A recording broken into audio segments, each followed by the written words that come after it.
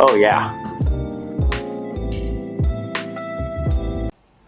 What's up guys? Welcome back to Inside Out Precision. So today I'm reviewing the Helix Turbo. So this is one of Hoyt's new turbo models this year. I don't have the carbon model, the new RX4 Turbo, but kind of like last year, and with the Alpha series and the Ultra series, they're going to be the same when it comes to specs, the difference being in the material. So the Helix is basically the Helix riser from last year with the turbo cams on it. And then the RX4 RX4 Turbo is going to be the carbon riser. So jumping into the technical specs of this first. So this is actually a 31-inch axle-to-axle bow. So a little bit longer than the Alpha series, even a half-inch longer than like the RX3 series last year. So I really like that axle-to-axle length. It has a 5 7/8 inch brace height, which is where it's getting some of its extra speed from combined with these cams. So, you know, you are below that 6-inch brace height. You're not going to get quite the forgiveness that you're going to get from a little higher brace height in a bow. But again, that's going to give you that extra speed because that arrow is being pushed by that string a little bit longer. Both bows IBO at 350 feet a second. So they're definitely speed demons.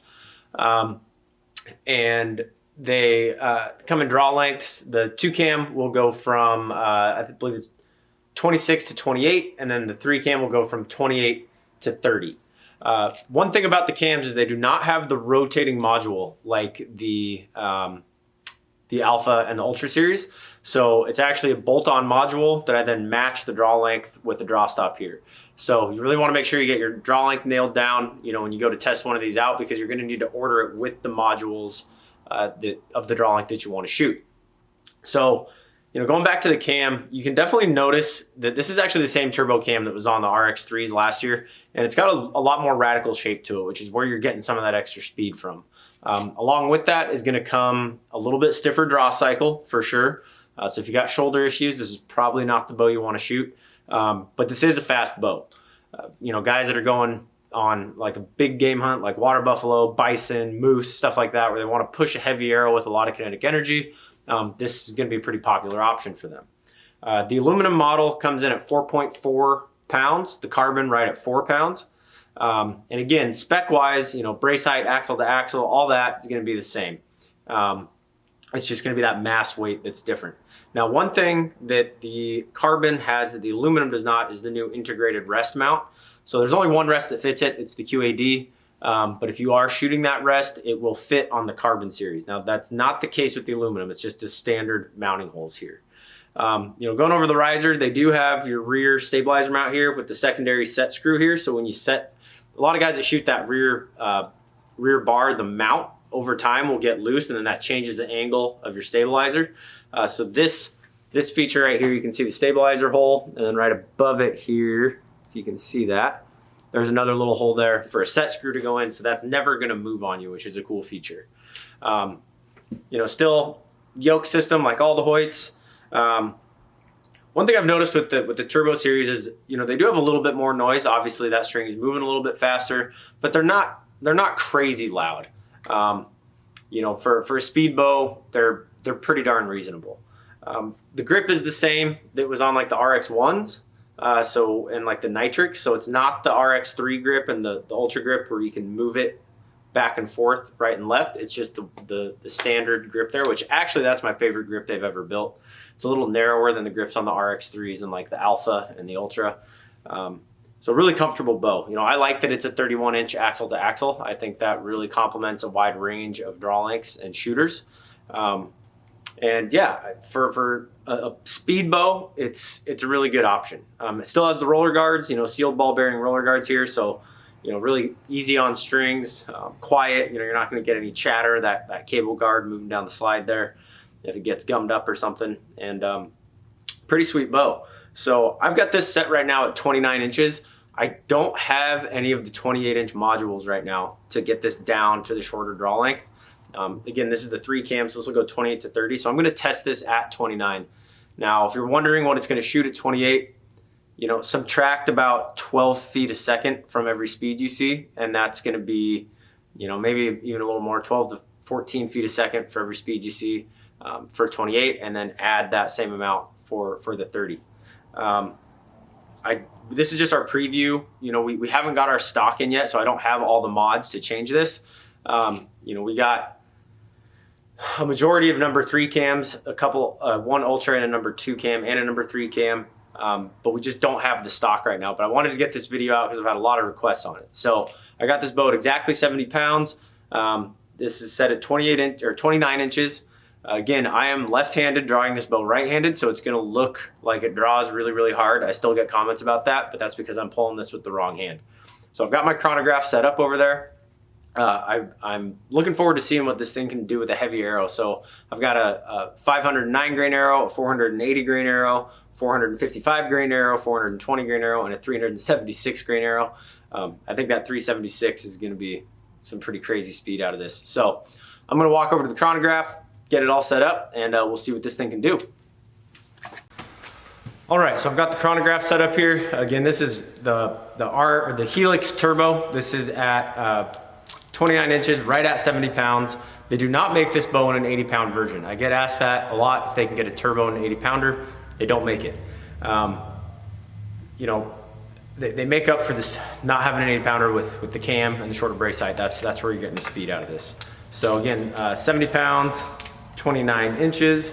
This is a 509 grain arrow.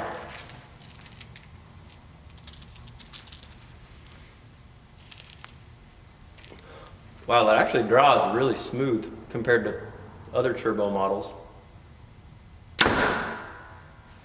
282, so not bad.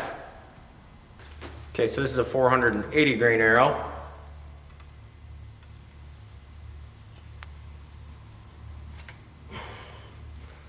There's not a lot of valley on this. If you let up on it, it wants to go. Right at 290. This is a 455 grain arrow. So there's not a lot of valley in this. You definitely notice that.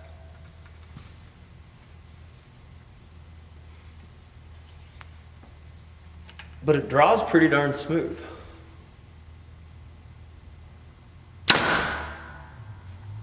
$297, so pushing 300 with 455.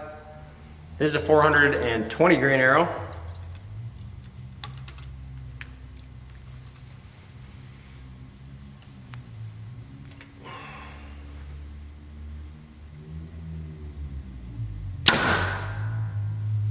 $302. So not a huge jump between a 440 and 420, only about 4 feet a second. Okay.